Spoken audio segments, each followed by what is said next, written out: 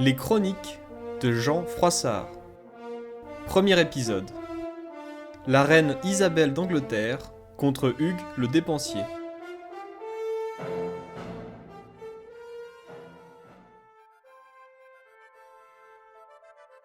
Afin d'encourager tous les cœurs nobles et leur montrer un exemple en matière d'honneur, je, Jean Froissart, me lance dans le récit succédant à celui de Monseigneur Jean le Bel, autrefois chanoine de Saint-Lambert de Liège, et j'affirme ceci. De nombreuses personnes, nobles ou non, ont souvent discuté des guerres de France et d'Angleterre sans pour autant en connaître ou comprendre l'exactitude si on les interrogeait sur la manière, la raison ou l'origine de ces conflits. Mais voici la véritable fondation de cette affaire. Et parce que je ne veux ni déformer, ni omettre, ni corrompre, ni réduire l'histoire par manque de vocabulaire, mais souhaite au contraire la développer et l'enrichir autant que possible, je vais vous raconter et vous montrer tous les événements, depuis la naissance du noble roi Édouard d'Angleterre, qui a régné avec tant de puissance. Et tant d'aventures remarquables et périlleuses se sont produites, tant de batailles ont été livrées, et d'autres exploits militaires et prouesses ont été réalisés, depuis l'an de grâce 1326, où le gentil roi fut couronné en Angleterre, que lui et tous ceux qui ont combattu avec lui dans ces batailles et heureuses aventures, ou avec ces hommes là où ils n'étaient pas en personne, comme vous l'entendrez plus tard, doivent être considérés et reconnus comme vaillants, bien qu'il y en ait un grand nombre parmi eux qui doivent et peuvent être considérés comme les plus courageux parmi les autres et devant tous les autres, comme le propre corps du gentil roi susmentionné, le prince de Galles son fils, le duc de Lancastre, messire Regnault de Cobham, messire Gauthier de Mauny en Hainaut, messire Jean Chandos, messire Franck de Halle, et plusieurs autres qui se rappelleront pour leur bravoure et leur prouesse dans ce livre. Car dans toutes les batailles où ils ont combattu, ils ont acquis une réputation d'être parmi les meilleurs sur terre et sur mer, et se sont montrés si courageux qu'on doit les considérer comme les plus vaillants. Mais cela ne signifie pas que les autres, qui ont combattu avec eux, soient moins valeureux. Ainsi en France, s'était établie une chevalerie exemplaire, rigide, robuste, ouverte et abondante, car le royaume de France n'a jamais été si vaincu qu'on y trouvait toujours des combattants prêts à lutter. Et le noble roi Philippe de Valois fut un chevalier très courageux et vaillant, tout comme le roi Jean son fils, Charles roi de Bohême, le comte d'Alençon, le comte de Foix, messire Jean de Cintré, messire Arnoul d'Audréenne, messire Boucicaut, messire Guichard d'Angle, monseigneur de Beaujeu le père et le fils, et plusieurs autres que je ne peux pas tous nommer maintenant, mais qui seront rappelés en temps et lieu.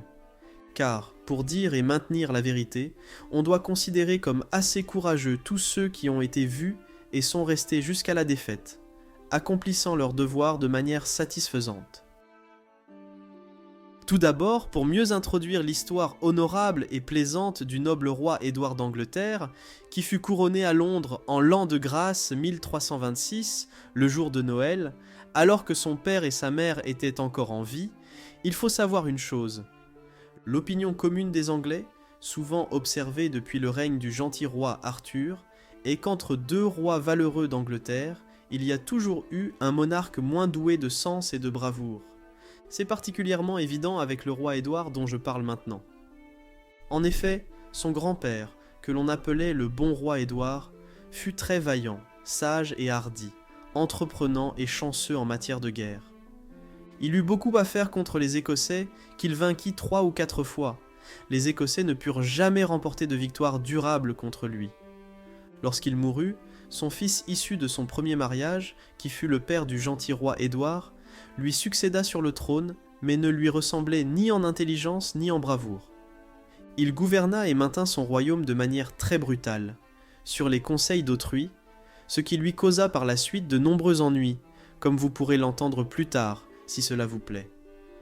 En effet, peu de temps après son couronnement, le roi Robert Bruce, qui était roi d'Écosse et qui avait tant donné de fil à retordre au bon roi Édouard, qu'il le considérait comme très brave, reconquit toute l'Écosse, y compris la bonne cité de Berwick, et ravagea une grande partie du royaume d'Angleterre, pénétrant 4 ou 5 jours à l'intérieur des terres à 2 reprises. Il défie ce roi et tous les barons d'Angleterre en un lieu en Écosse appelé Esturmelin lors d'une bataille rangée et préparée. La poursuite de cette défaite dura 2 jours et 2 nuits.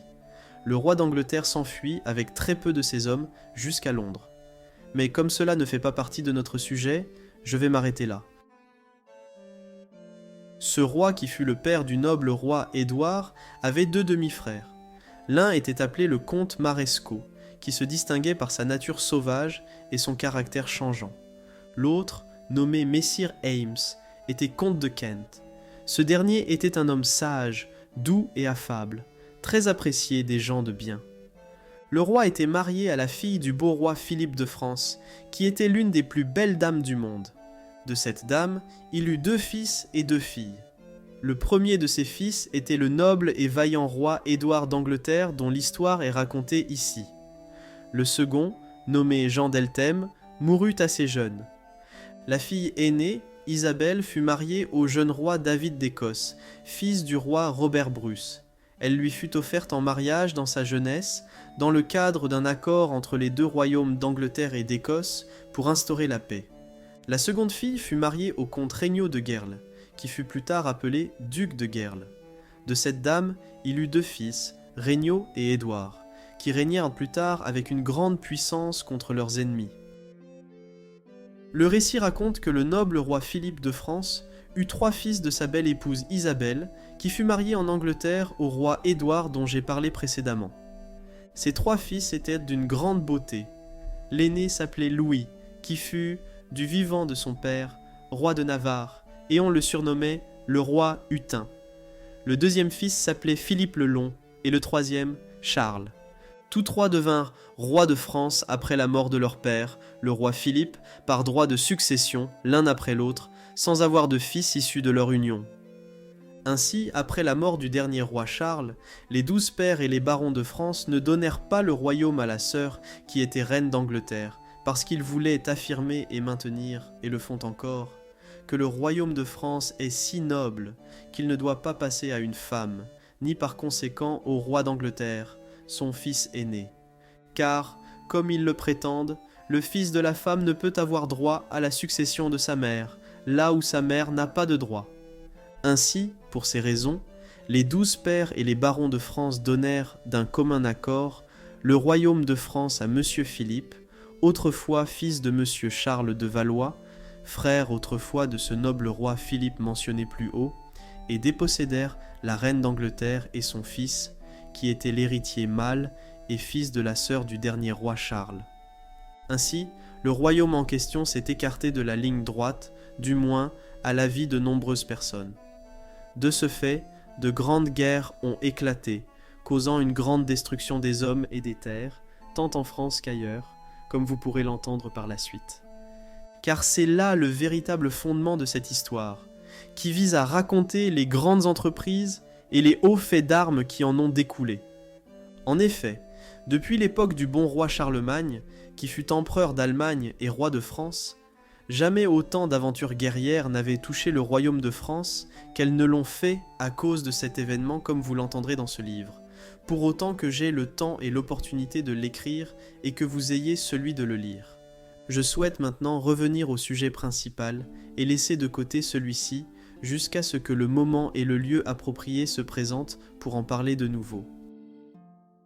Ainsi, l'histoire raconte que ce roi d'Angleterre, père du noble roi Édouard sur lequel notre récit se base, dirigea son royaume de manière très diverse et accomplit de nombreuses merveilles dans son pays, sous les conseils et l'influence d'un chevalier malveillant nommé Monsieur Hugues, surnommé le Dépensier, qui avait été élevé avec lui depuis l'enfance. Ce Monsieur Hugues avait tellement réussi que lui et son père, Monsieur Hugues, étaient les plus grands barons d'Angleterre en termes de richesse, et étaient toujours les maîtres du conseil du roi, cherchant à dominer et surpasser tous les autres grands barons d'Angleterre. Cela suscita beaucoup de jalousie et de ressentiment, qui finirent par causer beaucoup de malheurs et de tourments à la fois pour le pays et pour eux-mêmes. En effet, après la grande défaite d'Esturmelin où le roi Robert Bruce, roi d'Écosse, vainquit ce roi d'Angleterre et tous ses barons, comme vous l'avez entendu précédemment, Une grande jalousie et un grand murmure se levèrent dans le pays d'Angleterre entre les nobles barons et le conseil du roi, principalement contre Hugues le Dépensier.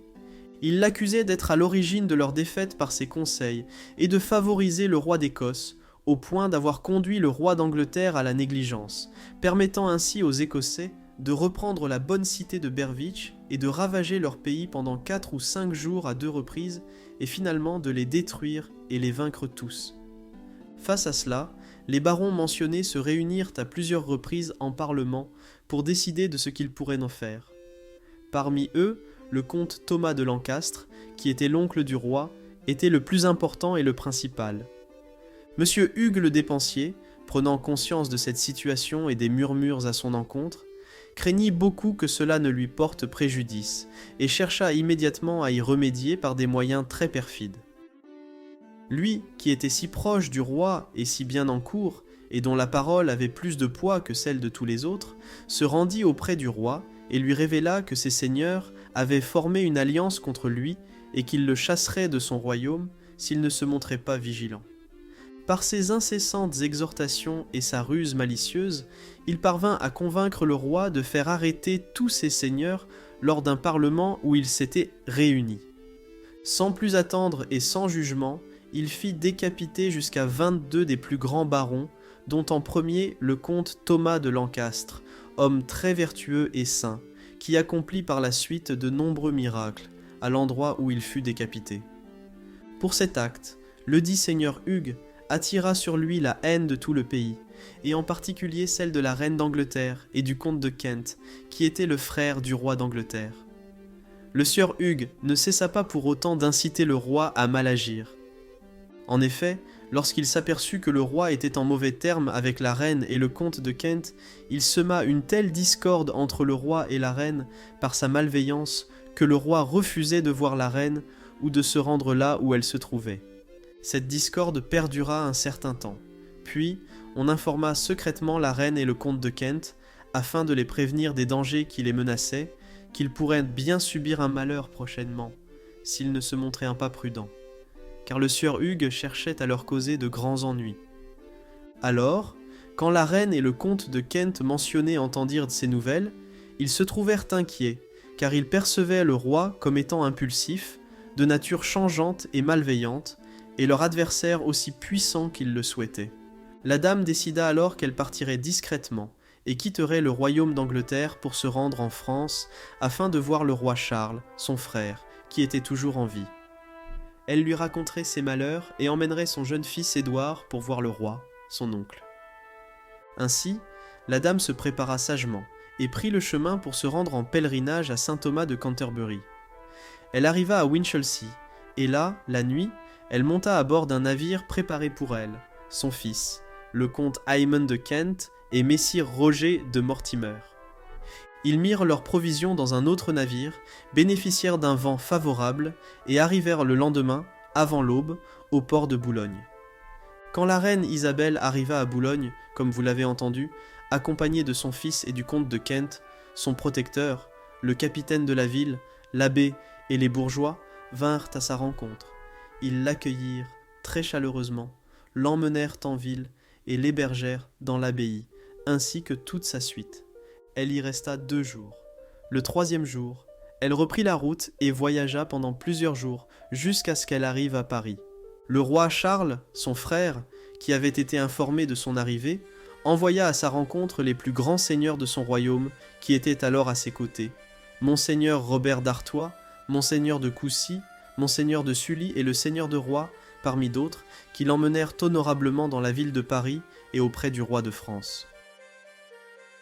Quand le roi aperçut sa sœur, qu'il n'avait pas vue depuis longtemps, et qu'elle dut entrer dans sa chambre, il alla à sa rencontre, la prit par la main, l'embrassa et dit « Soyez la bienvenue, ma chère sœur et mon cher neveu. » Alors, il les prit tous deux et les conduisit plus loin. La dame, qui n'éprouvait pas une grande joie, sauf celle d'être auprès de son frère le roi, avait déjà voulu s'agenouiller 3 ou 4 fois devant lui. Mais le roi ne le lui permettait pas, la tenant toujours par la main droite, et lui demandait avec beaucoup de douceur comment elle allait et ce qui l'amenait, et la dame lui répondait très sagement. et tant de paroles furent échangées qu'elle lui dit « Monseigneur, moi et mon fils, votre cher neveu, nous ne nous en sortons pas très bien, car le roi d'Angleterre, mon mari, me déteste profondément, et je ne sais pas pourquoi. Tout cela à cause de l'influence d'un chevalier nommé Hugues le Dépensier. Ce chevalier a tellement attiré Monseigneur à lui et à ses désirs, que tout ce qu'il veut dire et faire, il l'obtient. Et déjà plusieurs hauts barons d'Angleterre et seigneurs ont dénoncé sa méchanceté, car un jour il a fait arrêter, et par l'ordre du roi, sans droit ni raison, jusqu'à 22 personnes, et en particulier le bon comte Thomas de Lancastre. Ce qui, Monseigneur, a été une grande perte, car il était un homme sage et loyal et plein de bons conseils. Et il n'y a personne en Angleterre, aussi noble ou important soit-il, qui ose le contrarier ou le contredire en quoi que ce soit. De plus, un homme qui prétendait bien connaître les plans et les traités du roi mon mari et du dit Hugues, le dépensier, m'a dit en particulier qu'il me voulait du mal, et que si je restais dans le pays encore un peu de temps, le roi, sur de fausses informations, me ferait mourir ou languir de honte. Je ne l'ai pas mérité et je ne voudrais jamais le faire, car je n'ai jamais pensé ou fait quoi que ce soit qui puisse être blâmé. Et quand j'ai entendu ces nouvelles dures et si dangereuses pour moi, et sans raison, j'ai décidé pour le mieux que je partirais d'Angleterre et viendrais vous voir et vous montrer fidèlement, comme à mon seigneur et beau-frère, l'aventure et le danger que j'ai couru. De même, le comte de Kent, que vous voyez là, qui est le frère du roi mon mari, est aussi détesté que je le suis, et tout cela à cause de l'influence et de l'incitation malveillante de ce Hugues le Dépensier. Alors je me suis enfuie ici, comme une femme perdue et désemparée, vers vous pour obtenir des conseils et du réconfort pour ses affaires. Car si Dieu d'abord et vous ensuite n'y remédiez pas, je ne sais pas vers qui me tourner. » Lorsque le noble roi Charles de France entendit sa sœur se lamenter ainsi, lui exposant son problème avec cœur et larmes, expliquant pourquoi elle était venue en France, il en fut profondément touché. Il lui dit « Ma chère sœur, calmez-vous et prenez courage, car, par la foi que je dois à Dieu et à Monseigneur Saint-Denis, je trouverai une solution. » Alors la dame s'agenouilla, que le roi le veuille ou non, humblement sur le sol et lui dit « Mon très cher seigneur et beau-frère, que Dieu vous entende. » Le roi la prit alors dans ses bras et la conduisit dans une autre pièce plus loin, qui était entièrement préparée et arrangée pour lui et pour le jeune Édouard, son fils, et la laissa là. Ainsi, la noble reine d'Angleterre fut accueillie chaleureusement ce premier jour par le roi Charles de France, son frère. Il ordonna à la chambre aux deniers de fournir tout ce qui était nécessaire à la reine pour elle et son état. Il ne s'écoula guère de temps après que, sur la base de ce que vous avez entendu, Charles, le roi de France, rassembla plusieurs grands seigneurs et barons du royaume de France, afin de solliciter des conseils et des avis éclairés sur la manière de gérer l'affaire de la reine, sa sœur, à qui il avait promis soutien et assistance, et qu'il souhaitait aider. Ainsi, le roi fut conseillé, pour le mieux, de laisser sa sœur, la dame, se faire des amis et trouver du soutien dans le royaume de France, et de feindre d'ignorer cette entreprise, car provoquer une guerre avec le roi d'Angleterre et susciter la haine entre les deux royaumes qui étaient en paix n'était pas une chose convenable, mais plutôt, il devrait l'aider et la soutenir secrètement et discrètement, tant en or qu'en argent, car c'est le métal qui gagne l'amour des gentilshommes et des pauvres bacheliers. Le roi accepta ce conseil et fit transmettre ce message tout doucement à la reine d'Angleterre, sa sœur, par M. Robert d'Artois, qui était alors l'un des plus grands de France. Sur ce, la noble reine, toute ravie et rassurée, persista et s'efforça de se faire des amis au sein du royaume de France. Elle priait certains, à d'autres elle promettait ou offrait de l'or, de l'argent ou des bijoux. Et ce, jusqu'à ce qu'il y ait beaucoup de grands seigneurs, de jeunes chevaliers et d'écuyers qui lui accordèrent tous leur soutien, leur aide et leur alliance pour la ramener en Angleterre. Et ce, de force, malgré tous ses ennemis, pour l'honneur du roi leur seigneur. Maintenant, nous allons discuter un peu de ce seigneur Hugues avant de revenir rapidement à la reine. Lorsque ce seigneur Hugues vit qu'il avait largement satisfait ses désirs, ayant réduit à néant les plus grands barons d'Angleterre, exilé la reine et son fils aîné hors d'Angleterre, et qu'il avait le roi sous son contrôle au point que ce dernier ne contestait rien de ce qu'il voulait dire ou faire, il persista dans sa grande malveillance. Il fit ensuite condamner à mort tant de gens innocents, sans loi ni jugement, simplement parce qu'il les considérait comme suspects à son égard. Son orgueil l'amena à faire tant d'excès que les barons restants et le reste du pays ne purent plus le supporter. Ils s'accordèrent donc pacifiquement avec ses ennemis et firent secrètement savoir à leur reine susmentionnée, qui avait vécu à Paris pendant 3 ans comme une exilée et bannie du royaume d'Angleterre, comme vous l'avez entendu, si elle pouvait trouver un moyen d'obtenir une compagnie de soldats, environ 1000 armures de fer, et qu'elle voulait ramener son fils au royaume d'Angleterre, ils se rallieraient immédiatement à elle et obéiraient à elle comme leur dame, et à son fils comme leur seigneur. Car ils ne pouvaient plus supporter les désordres et les actions que le roi infligeait au pays sur les conseils du dit seigneur Hugues. La reine montra ses lettres et ses nouvelles secrètes envoyées d'Angleterre au roi Charles, son frère, qui lui répondit alors joyeusement. « Ma belle-sœur, que Dieu y participe, vos affaires s'améliorent. Prenez courage et demandez à mes hommes jusqu'à la somme que vos alliés d'Angleterre vous ont indiquée. J'approuverai ce voyage et leur fournirai de l'or et de l'argent, de sorte qu'ils vous serviront volontiers. » Sur ce, la noble dame avait déjà sollicité de nombreux chevaliers bacheliers et aventureux, qui lui promettaient volontiers leur aide. En secret, la dame préparait son entreprise et ses provisions. Cependant, aussi discrètement qu'elle l'ait fait, elle ne put écrire au baron d'Angleterre sans que messire Hugues le dépensier ne le découvre. Craignant alors que le roi de France ne la renvoie de force en Angleterre, il eut l'idée d'attirer le roi de France et son conseil par des dons, afin qu'il n'ait aucune volonté d'aider la dame ni de lui nuire. Il envoya donc, par des messagers secrets, une grande quantité d'or, d'argent et de bijoux précieux, notamment au roi et à son conseil le plus proche. En peu de temps, il réussit à refroidir l'enthousiasme du roi et de tout son conseil pour aider la dame.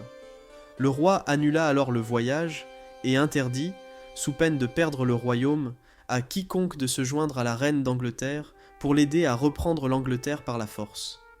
De nombreux chevaliers et bacheliers du royaume furent très courroucés par cette décision. Ils s'étonnèrent entre eux de la soudaineté de cette interdiction du roi, et certains murmurèrent, affirmant que de l'or et de l'argent avaient certainement été envoyés d'Angleterre et que les Français étaient trop cupides. Je vais vous raconter, si j'en ai le loisir, ce que ce sieur Hugues le dépensier avait imaginé. Voyant qu'il ne recevrait aucune aide du roi de France, il décida, pour embellir et justifier sa malveillance, de ramener la reine en Angleterre et de la remettre sous l'emprise du roi, son époux. Il fit écrire au pape par le roi d'Angleterre, le suppliant affectueusement de demander au roi Charles de France de lui renvoyer sa femme. Il affirmait vouloir se disculper devant Dieu et les hommes, arguant que ce n'était pas de sa faute si elle l'avait quitté, car il ne lui voulait que de l'amour et de la loyauté, comme il se doit dans un mariage. Avec ces lettres, que le dit sieur Hugues fit rédiger par le roi d'Angleterre à l'attention du pape et des cardinaux, en lui écrivant de la manière que vous avez entendue, et par plusieurs autres moyens subtils qui ne peuvent tous être décrits ici, il envoya de grandes quantités d'or et d'argent à plusieurs cardinaux et prélats, les plus discrets et les plus proches du pape. Il envoya également des messagers habiles et avisés, parfaitement capables de mener à bien cette mission. Il réussit à influencer le pape par ses dons et ses tromperies, si bien qu'ils rejetèrent complètement la reine d'Angleterre et la condamnèrent en son tort, et mirent le roi d'Angleterre et son conseil dans leurs droits. Le pape écrivit alors, sur les conseils de certains cardinaux qui étaient de l'accord du susdit dépensier, au roi Charles de France, lui ordonnant sous peine d'excommunication de renvoyer sa sœur, la reine Isabelle, en Angleterre auprès de son mari le roi. Ces lettres, vues et apportées au roi de France, et plus particulièrement par un messager aussi prestigieux que l'évêque de Saintes en Poitou, que le pape avait envoyé en mission, émurent profondément le roi à l'égard de sa sœur. Il déclara qu'il ne voulait plus la soutenir contre l'Église et fit savoir à sa sœur, avec qui il n'avait pas parlé depuis longtemps, qu'elle devait rapidement quitter son royaume, sans quoi il la forcerait à le faire, à sa grande honte. Lorsque la reine entendit ces nouvelles, elle fut encore plus déconcertée et stupéfaite qu'auparavant, car elle se sentait perdue, et complètement privée du soutien et de l'aide qu'elle espérait recevoir de son frère, le roi Charles. Elle ne savait que dire ni quel conseil prendre, car déjà, sur ordre du roi, les Français l'éloignaient et elle n'avait aucun conseil ni recours, sauf à son cher cousin, messire Robert d'Artois. Mais celui-ci la conseillait et la réconfortait en secret, et non ouvertement, car il ne pouvait pas faire autrement, à cause du roi qui avait interdit toute aide, et de l'animosité et la malveillance dont la reine était victime, ce qui l'ennuyait beaucoup. Il savait bien que, par malveillance et par jalousie, elle avait été ainsi chassée. Messire Robert d'Artois était bien en cour auprès du roi, mais il n'osait pas lui en parler, car il avait entendu le roi dire et jurer que celui qui lui en parlerait, quel qu'il soit, il lui prendrait ses terres et le bannirait de son royaume. Il comprit en secret que le roi avait l'intention de faire arrêter sa sœur, son fils, le comte de Kent, et messire Roger de Mortimer, et de les remettre entre les mains du roi d'Angleterre et du dit dépensier. Il vint donc dire cela à la reine d'Angleterre pendant la nuit, et la prévint du danger dans lequel elle se trouvait. Alors, la dame fut extrêmement surprise, et demanda en pleurant à monsieur Robert d'Artois ce qu'elle pourrait faire, et où elle pourrait trouver refuge ou conseil. « Au nom de Dieu, dit monsieur Robert, je vous conseille vivement de quitter le royaume et de vous diriger vers l'Empire. Là-bas, il y a de nombreux grands seigneurs qui pourraient vous aider, et en particulier le comte Guillaume de Hainaut et monsieur Jean de Hainaut, son frère. Ces deux hommes sont de grands seigneurs, des hommes de valeur et loyaux, craints et respectés par leurs ennemis, aimés de leurs amis, et dotés d'une grande sagesse et d'une parfaite honnêteté. Je crois fermement que vous trouverez en eux toute la sagesse d'un bon conseil, car autrement, ils ne le voudraient pas et ne sauraient le faire. » La dame s'arrêta sur cette information et se rassura légèrement grâce aux paroles et prières de monseigneur Robert d'Artois. Elle prépara toutes ses affaires, paya et libéra ses hôtes de la manière la plus discrète et gracieuse qu'elle put. Puis elle quitta Paris, accompagnée de son jeune fils, du comte de Kent et de leur entourage, et se dirigea vers le Hainaut. La reine d'Angleterre, par ses voyages quotidiens, parvint finalement en Cambrésis. Une fois dans l'Empire, elle se sentit un peu plus en sécurité qu'auparavant.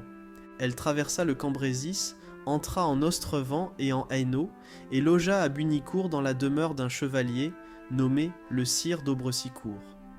Le chevalier et sa femme l'accueillirent très chaleureusement, et la traitèrent avec tous les égards dus à son rang.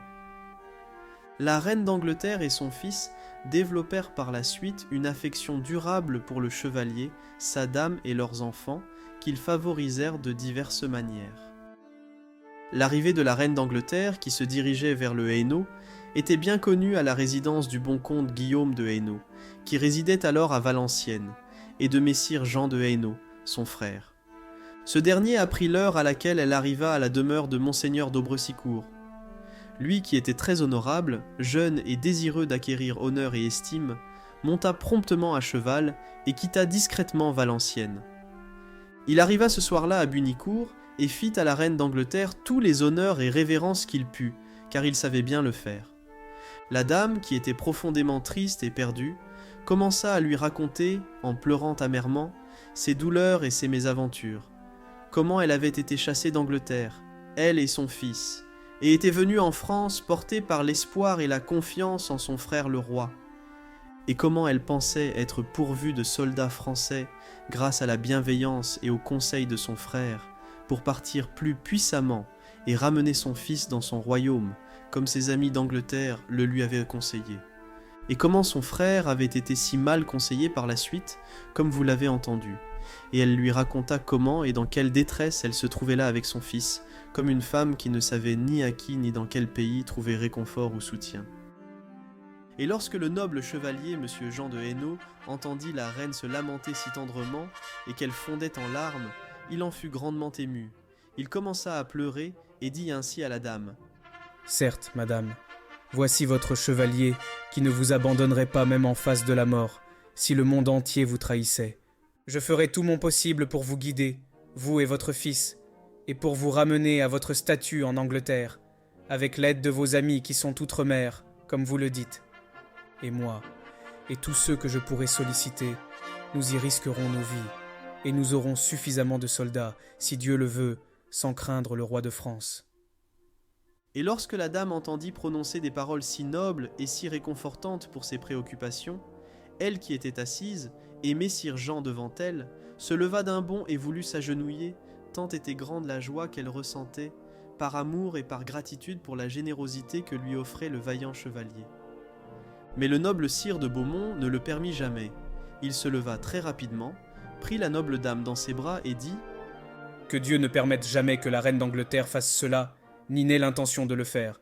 Mais, dame, prenez courage, et votre gentil fils aussi, car je tiendrai ma promesse. Vous viendrez voir mon frère et madame la comtesse de Hainaut et leurs beaux enfants qui vous accueilleront avec joie, car je leur ai déjà parlé de vous. » Et la dame lui accorda sa requête et dit « Sire, je trouve en vous plus de réconfort et d'amour qu'en tout le monde, et pour ce que vous me dites et offrez, 500 000 merci. Si vous voulez faire ce que vous me promettez par votre courtoisie, je resterai votre servante et mon fils votre vassal pour toujours, et nous mettrons tout le royaume à votre disposition et à juste titre. » Alors, le noble chevalier, monsieur Jean de Hainaut, qui était dans la fleur de l'âge, répondit « En vérité, ma très chère dame, si je ne voulais pas le faire, je ne vous le promettrais pas, mais je vous l'ai promis et je ne vous décevrai pas, quoi qu'il puisse arriver.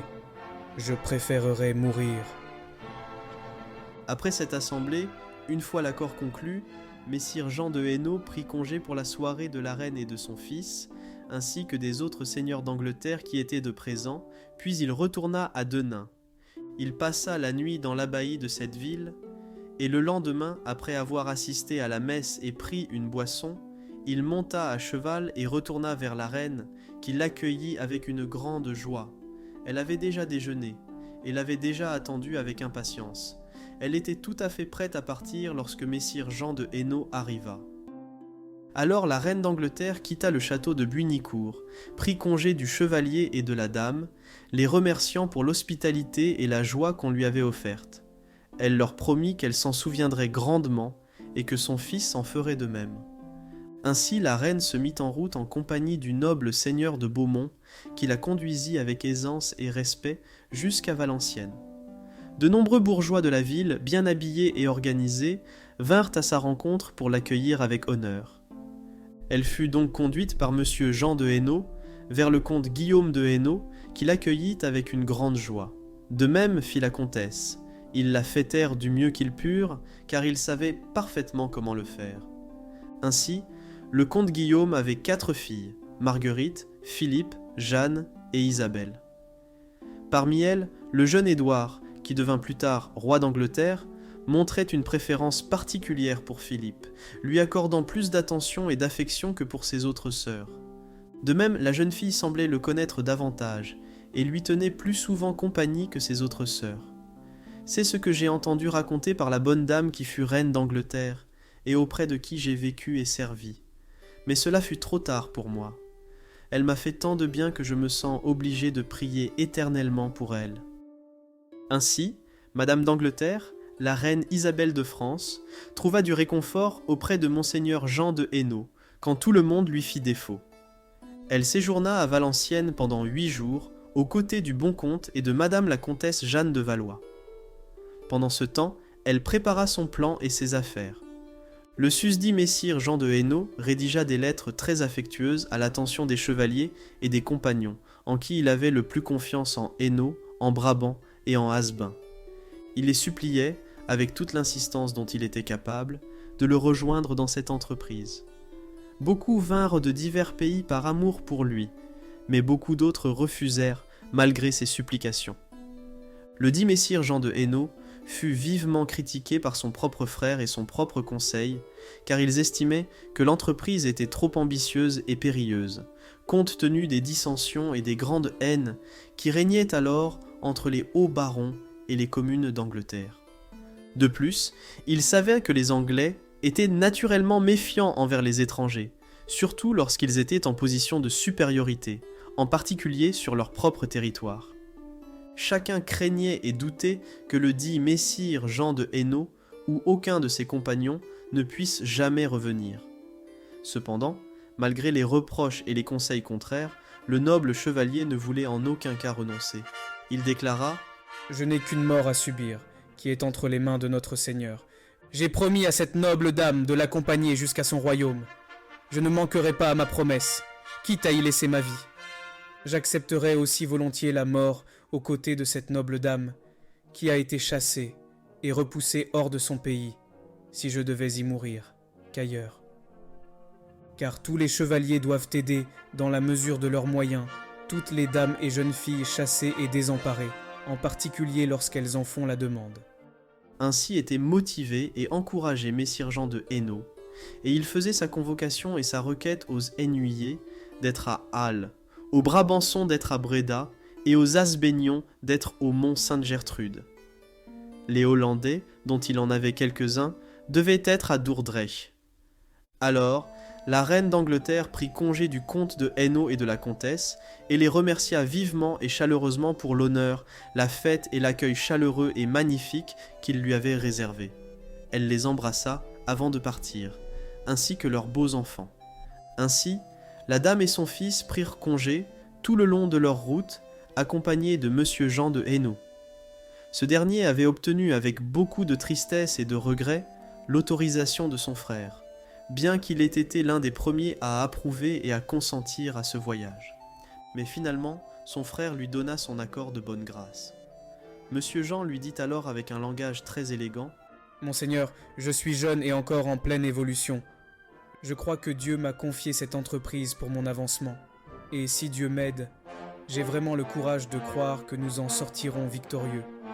Car je pense et crois en toute vérité que par péché, par injustice et par envie, on a chassé cette reine et son fils hors d'Angleterre. C'est une aumône et une gloire pour Dieu et pour le monde de secourir et de réconforter les démunis et les découragés, surtout une dame aussi noble et aussi élevée que celle-ci, qui était fille de roi et qui est issue d'une lignée royale, et nous sommes de son sang et elle du nôtre. Je préférerais renoncer à tout ce que j'ai de valeur et aller servir Dieu à l'étranger sans jamais revenir dans ce pays, plutôt que de laisser cette bonne dame partir sans réconfort et sans aide.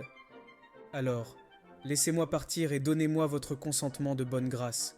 Vous ferez bien, et je vous en serai reconnaissant, et mes affaires se dérouleront mieux, si Dieu veut bien me l'accorder. » Lorsque le noble comte de Hainaut entendit son frère et vit son immense désir d'entreprendre ce voyage, qui pourrait lui apporter une très grande honneur et à ses héritiers pour toujours, et qu'il comprit bien qu'il disait la vérité, il en fut très heureux et lui dit : « Cher frère, que Dieu m'en préserve de briser ou d'ôter votre noble intention.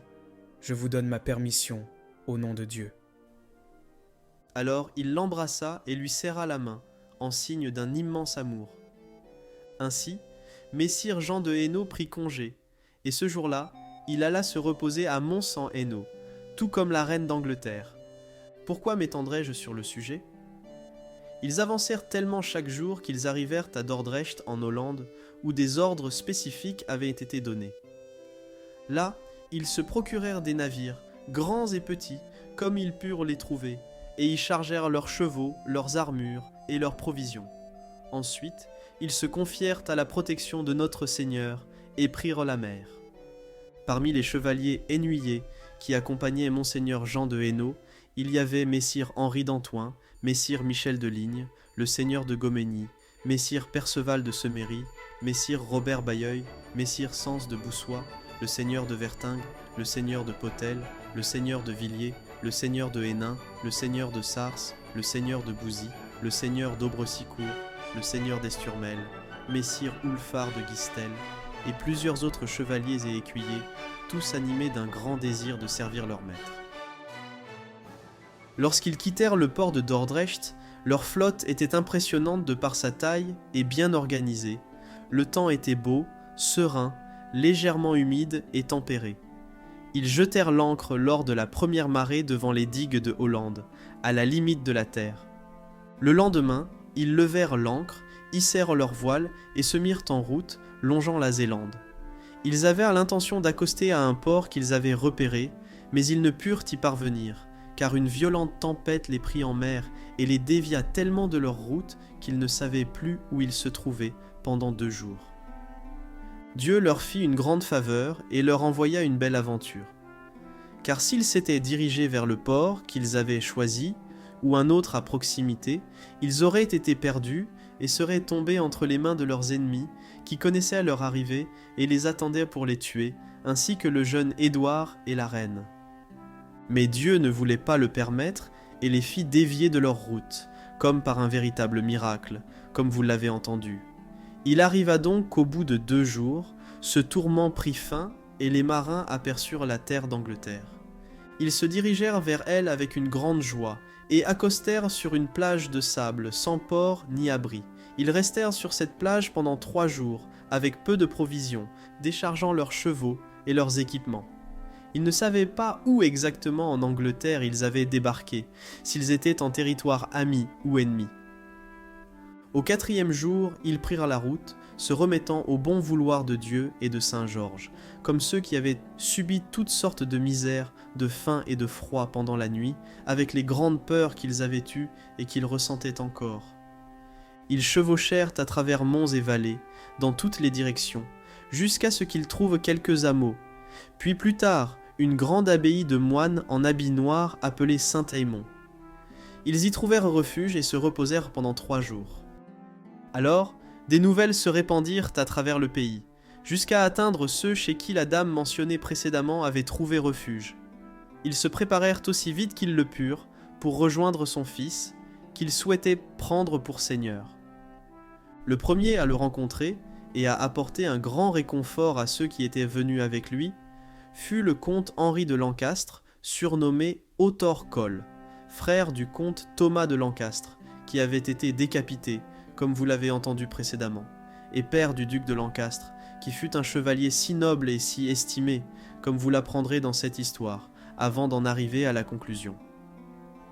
Ce comte Henri de Lancastre mentionné précédemment arriva à la tête d'une grande compagnie d'hommes d'armes. Ensuite vinrent d'autres, comtes, barons, chevaliers et écuyers avec leurs hommes d'armes, en nombre tel qu'ils se sentirent à l'abri de tout danger. Et chaque jour, leur rang s'étoffait au fur et à mesure de leur avancée. La reine et les barons, chevaliers et écuyers qui étaient venus à sa rencontre, décidèrent qu'ils se dirigeraient directement vers Bristol avec toute leur force, où le roi résidait alors, ainsi que les dépensiers, dans une ville grande, prospère et solidement fortifiée, située sur un bon port de mer et dotée d'un château extrêmement fort, entouré par la mer. C'est là que se trouvait le roi, Messire Hugues le Dépensier le père, qui était proche de l'âge de 90 ans, Messire Hugues le Dépensier le fils, principal conseiller du roi, qui lui prodiguait tous les mauvais conseils, le comte d'Arundel, qui avait épousé la fille de Messire Hugues le Dépensier le jeune, ainsi que plusieurs chevaliers et écuyers qui gravitaient autour du roi et de la cour, comme le font habituellement les personnes de rang autour de leur seigneur. La reine et toute sa compagnie, Messire Jean de Hainaut, ses comtes, ses barons d'Angleterre et leurs troupes, se mirent en route pour se rendre là-bas. Dans toutes les villes où ils passaient, on leur faisait fête et honneur. Et toujours, des gens venaient les rejoindre de tous côtés. Et ainsi, au fil des jours, ils arrivèrent devant la ville de Bristol et commencèrent le siège. Le roi et le jeune messire Hugues le Dépensier se tenaient volontiers au château, tandis que le vieux messire Hugues le père et le comte d'Arundel résidaient dans la ville de Bristol, accompagnés de plusieurs autres qui partageaient leur cause. Lorsque ces derniers et les habitants de la ville constatèrent l'immense pouvoir de la reine et sa détermination, et que presque toute l'Angleterre était de leur côté, ils réalisèrent le danger et le préjudice imminent. Ils décidèrent alors de se rendre, ainsi que la ville, à condition que leur vie, leurs membres et leurs biens soient épargnés. Ils envoyèrent donc des émissaires pour négocier avec la reine et son conseil. Cependant, ceux-ci refusèrent de s'accorder à ces conditions, à moins qu'ils ne puissent disposer à leur guise du vieux messire Hugues et du comte d'Arundel. En effet, c'était pour les anéantir que la reine était venue. Lorsque les habitants de la ville de Bristol se rendirent compte qu'ils ne pouvaient autrement parvenir à la paix, ni sauvegarder leurs biens ou leur vie, ils se résignèrent et ouvrirent les portes. Ainsi la reine, messire Jean de Hainaut et tous les barons, chevaliers et écuyers entrèrent dans la ville et prirent leur quartier dans Bristol. Ceux qui ne purent s'y loger se réfugièrent à l'extérieur. Messire Hugues, le père et le comte d'Arondel furent capturés et amenés devant la reine pour satisfaire à sa volonté. Ces jeunes enfants, Jean son fils et ses 2 filles, qui étaient sous la garde de messire Hugues, lui furent également présentés. La dame ressentit une grande joie en revoyant ses enfants qu'elle n'avait pas vus depuis longtemps. Ce sentiment fut partagé par tous ceux de son camp qui n'appréciaient guère les dépensiers. Ils ressentaient une grande joie, à l'opposé du grand deuil que ressentaient le roi et messire Hugues, le dépensier le fils, qui étaient enfermés dans ce fort château et qui voyaient le désastre imminent. Ils voyaient tout le pays se rallier à la reine et à son fils aîné, et se soulever contre eux.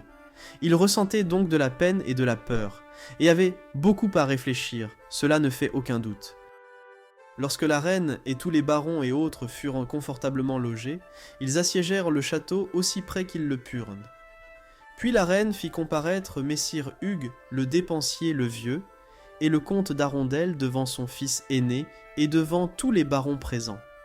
Elle leur annonça qu'elle et son fils leur rendraient justice, selon leurs actes. Alors, messire Hugues répondit : « Ah, madame, que Dieu nous donne un bon juge et un bon jugement. Et si nous ne pouvons l'obtenir en ce monde, qu'il nous le donne dans l'autre. » Alors se leva messire Thomas Wage, un chevalier sage et courtois, qui était le maréchal de l'armée. Il leur raconta tous leurs actes par écrit, et se tourna vers un vieux chevalier présent, afin qu'il rapporte, sur son honneur, ce qu'il convenait de faire de ces personnes et de ses actes, selon le jugement. Le chevalier consulta les autres barons et chevaliers, et conclut qu'ils méritèrent la mort pour plusieurs actes horribles qu'ils avaient entendu raconter, et qu'ils considéraient comme vrais et clairement hérétiques. Ils avaient mérité, par la diversité de leurs actes, d'être punis de 3 manières. D'abord traînés, ensuite décapités, puis pendus à un gibet. Ils furent jugés et exécutés de cette manière devant le château de Bristol, sous les yeux du roi et du dit messire Hugues le fils, ainsi que de tous ceux de la cour qui en furent grandement attristés. Chacun pouvait voir qu'ils étaient profondément affectés. Cette justice fut rendue en l'an de grâce, 1326, le jour de la Saint-Denis en octobre. Après que la justice fut rendue, comme vous l'avez entendu, le roi et messire Hugues le dépensier, assiégés dans une telle détresse et un tel malheur, et ne trouvant aucun réconfort qui pourrait leur venir de nulle part, se mirent un matin, en toute discrétion, sur un petit bateau en mer derrière le château, pour se rendre au royaume de Galles, s'ils le pouvaient, comme ceux qui auraient volontiers trouvé refuge. Mais Dieu ne le permit pas, car leur péché les entravait. Ils vécurent alors une grande épreuve, car ils passèrent 11 jours entiers sur ce petit bateau. Et ils s'efforcèrent de ramer autant qu'ils le pouvaient, mais ils ne pouvaient ramer si loin que chaque jour le vent, contraire par la volonté de Dieu, les ramenait 1 ou 2 fois à moins d'1 quart de lieue du château d'où ils étaient partis.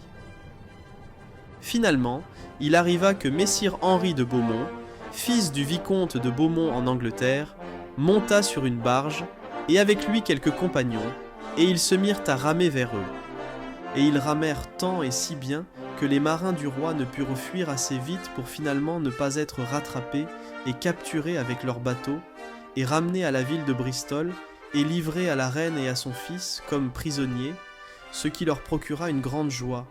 Et tous les autres en eurent également, et à juste titre, car ils avaient accompli et achevé leur désir avec l'aide de Dieu, à leur entière satisfaction.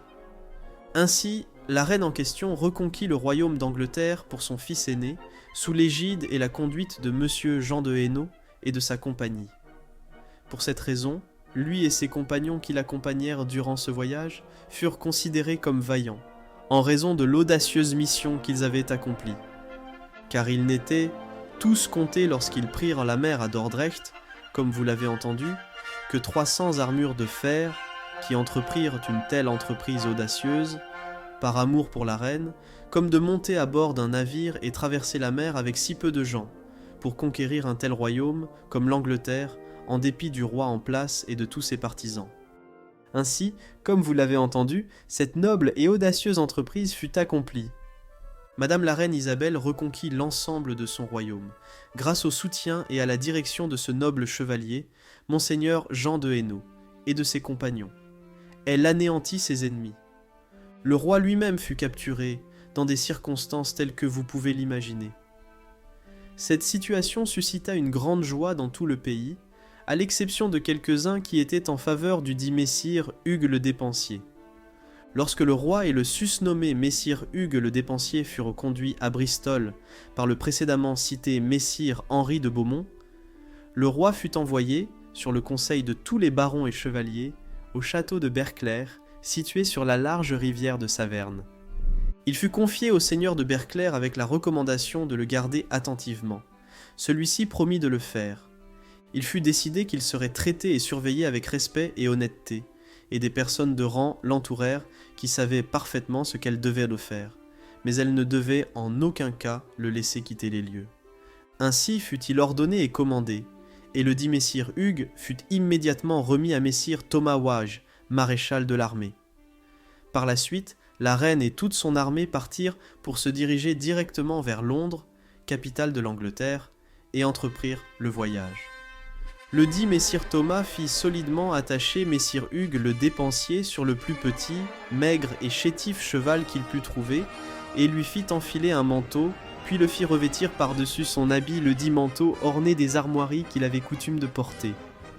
Et il le faisait ainsi conduire par dérision derrière la troupe et le convoi de la reine, à travers toutes les villes qu'il devait traverser, au son des trompes et des trompettes, pour lui causer le plus grand dépit, jusqu'à ce qu'ils arrivent à Hereford, une ville importante. Là, la reine fut accueillie avec beaucoup de respect et de solennité, ainsi que toute la compagnie, et elle célébra la fête de la Toussaint de manière très grandiose et bien organisée, en l'honneur de son fils et des seigneurs étrangers qui l'accompagnaient.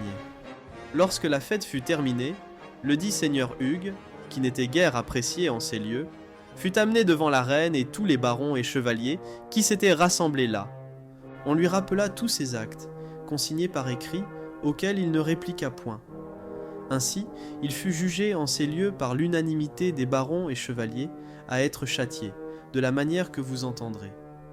Tout d'abord, il fut traîné sur un char, au son des trompes et des trompettes, à travers toute la ville de Hereford, de rue en rue, puis conduit sur une grande place de la ville où la foule s'était rassemblée.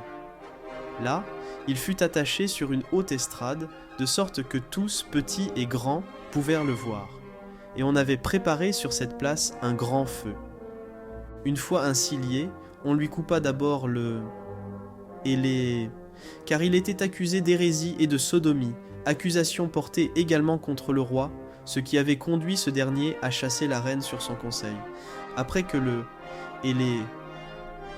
lui furent coupés, on les jeta dans le feu pour être consumés. Puis on lui arracha le cœur du ventre et le jeta au feu, car il était faux de cœur et traître.